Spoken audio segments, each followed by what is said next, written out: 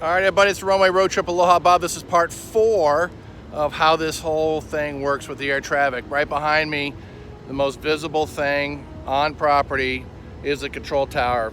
Let me tell you something. When you plug in up there, it is the most amazing feeling you can ever have as an air traffic controller. But for you guys who are flying in and listening and all that stuff, let me tell you how this tower works. Upstairs, there are 2 teams of 4 controllers, and the tower is split in half. That side of the tower up there, those windows, belong to the team that's responsible for 1836, and then the team that's over here for 927 is on this tower, this side of the tower. What happens is you have, as we talked about before, you have a rookie, typically 2 veterans and a team lead, and each portion of the windows is 1 guy.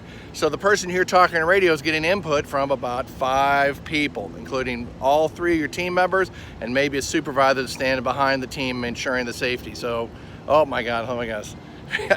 We're gonna have a special guest in just a moment. Regardless, so what I taught my team was that the first person comes off from Fisk, and then he owns from one post to post. Hey everybody, guess what? It's the wiener. All right, you got some homework to do. On the window right behind me, if you ever come to Oshkosh, oh my gosh, here's another one of my... All the way up there. You got former air controller of the year. That's Jeff. Hi. It's coffee. All right, quickly, while I explain this, go back over to the window there, balls, and look at the window and tell me what the operations. Go and take a look. Meanwhile, Jeff, explain what you do about your team laying on 360. You got to go that... What am I looking at? Look on the window on there and tell me what the numbers are. Come on back over here, Jeff. Yeah, I'm here. Over here. Over here. Now explain to me how you teach your team to work 3-6, which are these windows over here. Go. Okay, working 3-6. We tell everybody to go to the little runway as much as we can because we want to let airplanes depart off the big runway. If we have to go to the big, we space them down on the dots. We use the purple dot and the yellow dot on 3-6. That's right. So interestingly enough, when we talked about how each person has a second quadrant of from Fisk, you're already starting to be looked at, and then when you get to the base, and then that's where the base leg spotter, and then sometimes the person talking to radio, and then you as a team lead or me as a team lead would say we're going to the big runway or we go to the skinny runway, and then we start selecting dots. What also makes 3-6 challenging is the warbird arrival. Yes. Very challenging. Warbird arrival is really kind of nutty. So sometimes you're crossing bases. Warbirds come and they break overhead to the right, and everything is coming opposite base to the left. That's right. And they have to cross out there on the base. It's real fun. It is absolutely ridiculous. But it's a lot of fun too. If you look, there's a video of Joel over here, the wiener. Did you find my numbers yet? All right, total numbers at Oshkosh, 21,099. That's pretty good. Oshkosh itself, 14,895. Fisk, 5,400. And Fond du Lac, 1886. Did you memorize that? That was through Saturday. That was through Saturday. That's before today. That's before today. So there's probably 22,000. Oh, and also, so that was 3-6. What was the most difficult part of 3-6? I think crossing the bases. Would you not agree? Crossing the bases, yeah, absolutely. And it's also because if you stand from the tower here and you look down to the approach on a 3-6, it's almost 2 miles. Yeah. So perspective, especially for the rookies, is really jacked up. And so there are many times where you think it looks like, absolute crap, and then they're all magically lined up, and I always tell my team, hey, let it marinate, and then magically it does. The other one that's funny about 3-6 is the ultralight pattern down there. We call them the Flying monkeys. Flying monkeys. It was really fun for rookies when they're looking that direction, and they'll start screaming high wing turn base. They'll start screaming something for the person on the mic to repeat. And I know Jeff, and so as I have sat there and said, it's a monkey. Rookie, it's a monkey, and everybody starts laughing. Another one that's fun in the tower is you'll know if you listen long enough that some of the controllers will get into heat of battle and they'll call their home facility where they came from. Oh yeah, absolutely. Bad idea. Or you'll say Sun and Fun Tower, which Bob and I have both done. That's right, because we're Sun and Fun guys. We come up here and go, welcome to Sun and Fun, and of course there's big groans in the tower. Not a good thing. But that's 3-6. That's the challenge there.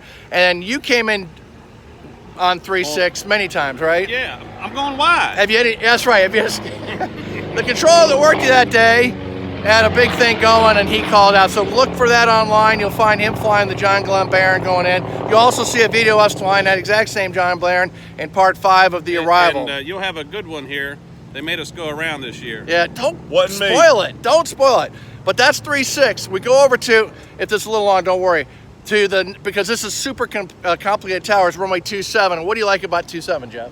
I love 2.7 because your downwind is right there where you can see it. You can pull your base in tight. You have very tight control on your arrival. That's right. So we put the 2 spotters, one coming up the railroad tracks to the downwind. You have a guy on downwind, so you call it downwind spotter. So if you were to listen and go, high wind, start your downwind, that's the downwind spotter yelling to the communicator who's on frequency. He just simply repeats it because the communicator is responsible for the runway and picking the dots and figuring out there's also a base leg spotter.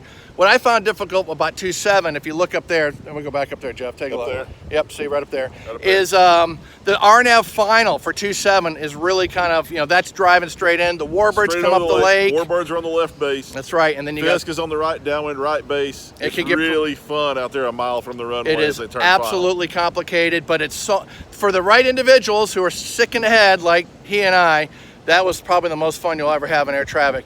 Now, I will tell you that 99% of the time it's 2.736 here, but on occasion it's 1.8, and that gets kind of nutty. But 9 gets really, really Sucks. sporty. Sucks. Yep. So if you're on runway 9 in Oshkosh, rest assured, none of the controllers wearing pink shirts are enjoying that. We're not happy about No. That that. happens way too fast. And why is that? Because everybody's come up the rail tracks from Fisk, and then the RNF straight in. So everybody's converging at about a mile final. And you lose them, right? About a quarter-mile final, you lose them behind the trees. That's right. And you don't know what's happening. And so the windows over here on my side of that tower, you get a lot of people looking that direction. So upstairs, 2 teams of 4. You have 2 soups watching each team. You have an operations manager at back. More than likely, you have the manager of the facility watching the operation.